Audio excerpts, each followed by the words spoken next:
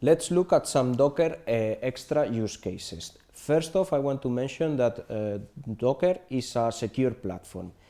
Its main purpose is that your container does not affect itself. So any change that you do on your container outside its volumes will be resetted every time you reset or restart your container. This is because the image is a static file system that will be redeployed on your container every time you start it. The exception being, of course, the volumes. Docker containers cannot affect other Docker containers. So if you have malicious Docker container, it cannot affect other Docker container. Your host operating system or your host applications cannot affect your Docker container, so that you can be sure that your containers will not be affected by your host applications or operating system. Equally, your operating systems can be sure that your Docker application does not do changes on it. This, of course, there is an exception for all these points, but this is for advanced users and who know what they are doing. Otherwise, a container cannot edit itself, it cannot edit other containers, nor can it edit the operating system, nor the operating system can edit it. Another common use case for Docker is to migrate your servers from one machine to another.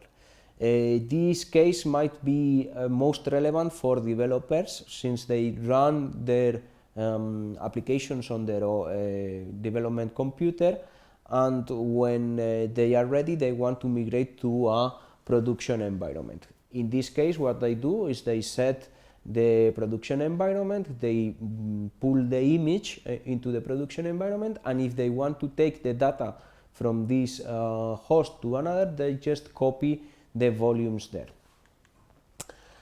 Another use case is to create your Docker applications as normal applications. What I mean by normal command line applications.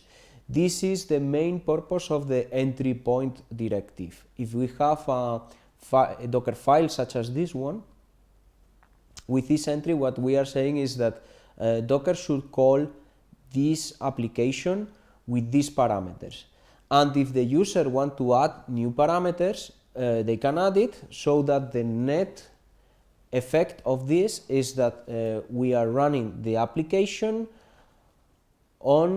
with those parameters. The application, of course, inside the container with the volumes that we need, and so on. Another thing that we have to be careful with, or we might take advantage of when developing with Docker, is using the images.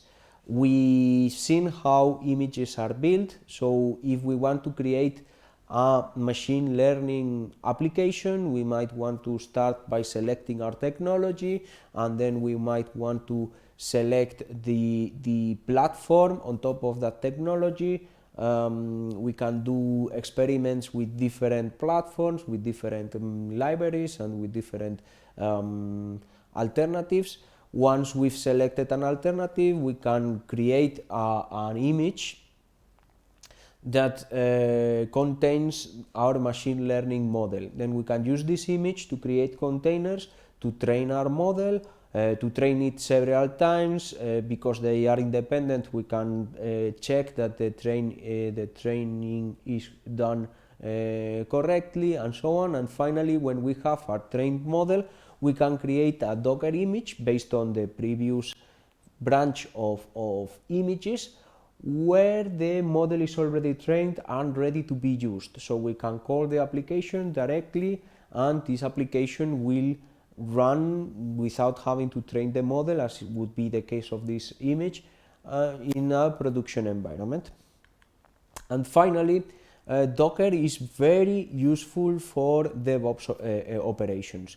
In DevOps, what we want is to create tool chains or pipelines, and what this means is that we have different applications that are executed in sequence, and what we move between these applications is the data.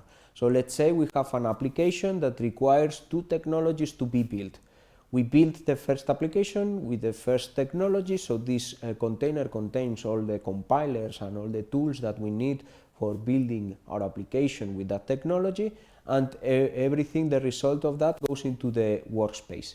Then we can run the second container with a second image, which is used for building things in another technology, but because we are using the results of the previous step, we can also use this as input for the technology and also for output of this image.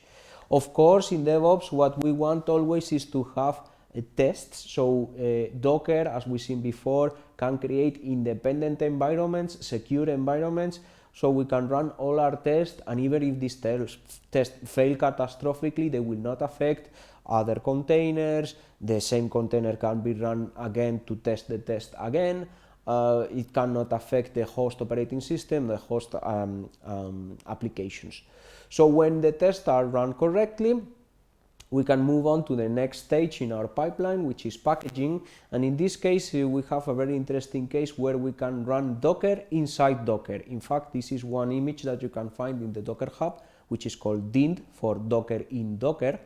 And it does not run Docker itself, but allows you to run Docker commands. The DINT will connect typically to your host Docker engine, but it can connect to remote Docker engines also, and it allows you to build images or run commands, Docker run commands, or other kind of commands.